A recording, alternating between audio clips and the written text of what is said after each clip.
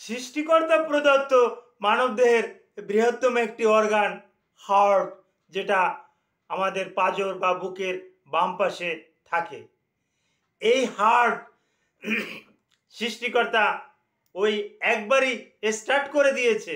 ওই স্টার্টের পর থেকে মৃত্যুর আগ পর্যন্ত ওই হার্ট চলতেই থাকবে, এটা আর কোনো দিন বন্ধ হবে না। ওই হার্ট যেদিন বন্ধ হয়ে যাবে সেদিন আপনি আর আমি দুনিয়াতে নাই। ওই দিন আপনাকে আমাকে মসজিদের মাইকে অ্যানাউন্স করে দেবে যে পরলোক গমন, উমুক উমুকে পরলোক গমন করিয়াছে, উমুকে ইন্না লিল্লাহি ওয়া ইন্না ইলাইহি রাজিউন, দুনিয়া থেকে ইহলোক ত্যাগ করেছেন। এরকমের আরও অনেক অনেক ভাষায় এই ঘোষণাটা মাইকে দিবেন। তো এই হার্ট অ্যাটাক কথাটা আমরা শুনে থাকি। হার্ট অ্যাটাকটা কি, হার্ট অ্যাটাকটা কি, এটা কেন হয়, এবং এটা যদি হয়ে যায় তাৎক্ষণিকভাবে করণীয় কি, এই ব্যাপারে আমি গুরুত্বপূর্ণ কিছু আলোচনা করব। আসসালামু আলাইকুম রহমতুল্লাহি ওয়া বারাকাতুহু। আমি ডাক্তার মীর শহীদুল ইসলাম। আমার চেম্বার শুভেচ্ছা 255, ঐতিহ্যবাহী শেখঘাট, সিলেট। যে গুগলে গিয়ে ডাক্তার মীর শহীদুল ইসলাম কথাটি লিখে সার্চ দিলে আপনি আমার সম্পর্কে বিস্তারিত তথ্য পেয়ে যাবেন। যে দর্শক শ্রোতা, আলোচনা করব হার্টের উপর কিছু গুরুত্বপূর্ণ কথা। হ্যাঁ, এর আগেই আমরা জেনে নেই যে হার্ট অ্যাটাকটা কি। হার্ট আমাদের বাম পাশে, বুকের বাম পাশে একটা গুরুত্বপূর্ণ একটা অর্গান। এর কাজ হলো একবার ডাইলেট হওয়া, একবার কন্ট্রাক্ট হওয়া।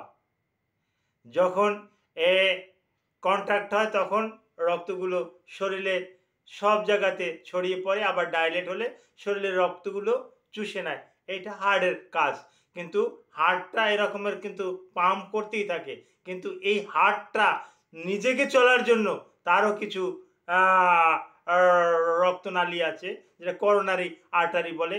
এই করোনারি আর্টারিতে বিভিন্ন সময় বিভিন্ন ব্লকেজ তৈরি হয়, যার পরিপ্রেক্ষিতে অনেক সময় যে রক্ত চলাচলে বিঘ্ন ঘটে, যার পরিপ্রেক্ষিতে এই হার্ট অ্যাটাক হয়ে থাকে।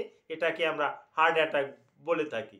হ্যাঁ, এটাকে আমরা আরও কিছু ভাষায় এটাকে আমরা চিকিৎসকরা মায়োকার্ডিয়াল ইনফ্রাকশন বলে থাকি, যেটা সংক্ষেপে ইমাই। মায়োকার্ডিয়াল ইনফ্রাকশন, হার্ট অ্যাটাক একই কথা। এখন মায়োকার্ডিয়াল ইনফেকশন বা হার্ট অ্যাটাক এর লক্ষণ কিভাবে বুঝবো? ব্যথাটা ঠিক আমি এখানে যেখানে হাত দিচ্ছি বুকের মাঝখান থেকে কিন্তু শুরু হবে ব্যথাটা। অনেকে বলবে ভয়তে ভয়তে, স্যার আমার বুকের বাম পাশে একটু বেদনা করে, কেউ বলবে স্যার আমার ডান পাশে বেদনা করে। আসলে না, ব্যথাটা কিন্তু বুকের মাঝখান দিয়ে কিন্তু ব্যথাটা শুরু হবে। এই ব্যথাটা ক্ষণস্থায়ী, সর্বোচ্চ 5 মিনিটের জন্য। 5 মিনিট পরে কিন্তু ব্যথাটা কমে যায়। এই একটা লক্ষণ গেল। আবার ঠিক আধা ঘন্টার ভিতরে কিন্তু আবার ফিরে আসে। আধা ঘন্টা পর আবার ওই একই লক্ষণ, আবার ওই রকমের ব্যথা। জিজ্ঞাসা করলে স্যার, হ্যাঁ ব্যথাটা ওই তখনও বলে বাম দিকে বা ডান দিকে, কিন্তু কিছু কিছু ক্ষেত্রে একটা সত্য কথা বলে, স্যার মনে হচ্ছে কি এই বাম হাত দিয়ে হাঁটতে হাঁটতে এই কোণু পর্যন্ত এসে আসছে। এইটা কিন্তু সত্য যে হার্ট অ্যাটাকে ব্যথা এই কোণু পর্যন্ত ছড়াতে পারে। এটাই আমাদের চিকিৎসা বিজ্ঞানে এই কথাটাই বলে। তো এরকমের লক্ষণের কথা বলবে।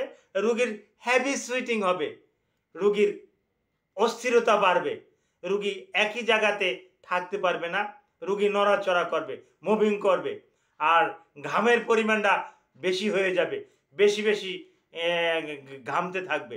এরকমের লক্ষণ দেখা দিলে বুঝতে হবে যে সে মায়োকার্ডিয়াল ইনফ্রাকশন বা হার্ট অ্যাটাক হয়েছে রুগীর। এটা বুঝতে হবে। যদি এটা বুঝতে একটু দেরি হয়ে যায়, হসপিটালে নিতে যদি রুগীকে একটু দেরি হয়, তাহলে যত দেরি হবে রুগীর তত কিন্তু প্রাণ বিয়োগ ঘটার কিন্তু আশঙ্কা আছে।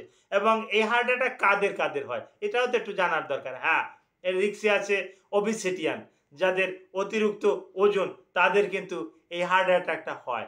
যাদের ব্লাডে কোলেস্টেরল পরিমাণটা বেশি, হ্যাঁ, এলডিএল কোলেস্টেরল যাদের বেশি তাদের বেশিরভাগই এটা হয়ে থাকে। তারপর ট্রাইগ্লিসারিড যাদের বেশি তাদের এটা হয়ে থাকে। যাদের রক্তে এই চর্বি, খারাপ চর্বিগুলো বেশি তাদেরই হয়ে থাকে। কোমরবিডিটি অর্থাৎ যাদের ডায়াবেটিস আছে, হাইপারটেনশন আছে, উচ্চ রক্তচাপ আছে, টাইপ 2 ডায়াবেটিস মেলাইটাস আছে, হাইপারটেনশন আছে, এই সমস্ত রোগীদের কি আমরা কোমরবিডিটি বলি। এদের ক্ষেত্রে কিন্তু এই হার্ট অ্যাটাকের ঝুঁকিটা কিন্তু অনেক অনেক বেশি। তো যেভাবেই হোক, যদি কেউ হার্ট অ্যাটাক হয়ে যায়, যে লক্ষণগুলো বললাম এই লক্ষণের সাথে মিলে যায়, তাহলে আপনি কি করবেন? অতি দ্রুত তাকে নিকটস্থ হাসপাতালে নিয়ে যাবেন। নিকটস্থ হাসপাতালের থেকে যদি আপনার কাছাকাছি কোনো মেডিকেল কলেজ থাকে, মেডিকেল কলেজ অ্যান্ড হাসপাতাল থাকে, ওখানে নিয়ে যাওয়া অতি উত্তম হবে। সবচাইতে ভালো হয় ঢাকার ভিতরে যারা আছেন এনআইসিবিডিতে নিয়ে যাওয়া, এটা অতি উত্তম। তো তারপরেও এইটা নিয়ে যাওয়ার আগে রুগীকে আপনারা কিছু ওষুধ খাইয়ে দেবেন। বিশেষ করে 300 mg aspirin, acetyl salicylic acid 300 mg, clopidogrel 150 mg, এটা একত্রে খাওয়াই দেবেন। অ্যাটোরভাস্টাটিন 40 mg, এটা খাইয়ে তারপর রুগীকে হসপিটালে নেবেন। Thank you all.